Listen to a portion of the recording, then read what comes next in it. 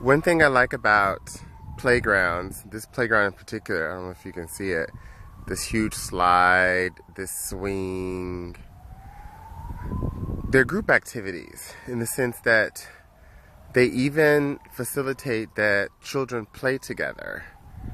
Now, having come to these playgrounds, and there are ones for smaller children over there in the distance, and then on the other side of the race course, there's a dragon for small kids too. I'm talking about, like elementary school age kids. And then this is for more of the 6 to 12-year-old kids, or the 27 and above, is that you play with each other, and the people who accompany the kids who are playing, they end up communicating with one another casually.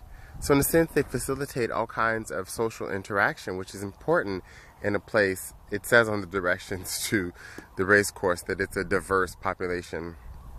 And for those of you who've seen my other videos, you know that this is what diversity looks like. The others. Anyway, but these kinds of playgrounds facilitate a kind of social interaction that you, for example, don't get there. You know what's over there? Open space. Over there in the distance, perhaps you can see the goal that is used for rugby football. And in this park, you have a lot of people who play cricket and soccer almost every single day, ripping and running up and around. Now, what's interesting about that is that there's where you see the gender segregation. Here, gender integrated. There, gender segregated. Integrated, segregated. And so it occurs to me that not only do these playgrounds have the potential to integrate and people rehearse playing together across their differences, but even the people like me standing around it also have that opportunity to interact with the diverse population. Now, it's interestingly exactly what you don't see over there where these people play.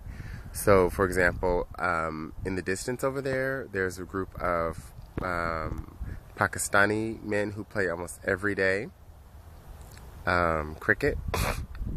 Over there, you have high school kids, and so they're still somewhat integrated color-wise, but not hardly, because there's a group of black men that play soccer over there.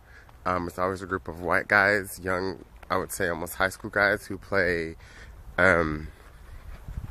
cricket over here on the weekends. In the far distance over there, there's a group of guys from Eastern Europe who play soccer. And I'm talking about, what's interesting about them is that those are older guys. I'm talking about like 30 and up to probably 50. You have all these, and what I'm told is that that became so popular in that part of the world because they didn't have a lot of money. That was sheer entertainment. Now look, they're the healthy ones now. The men who can actually get out there.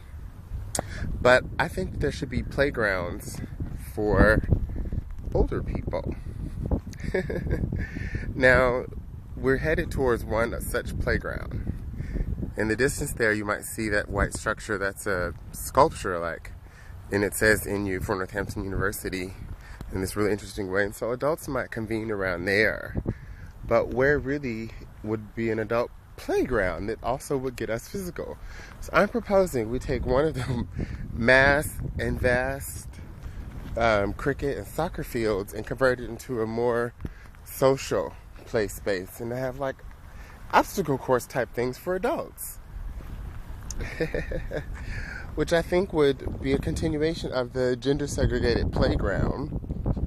I mean the gender integrated and racially integrated play area, which also is probably very class integrated, because all these other ones, like the schoolboys who play here, they're all separated by which school they go to, which neighborhood we live in, and you know that means class.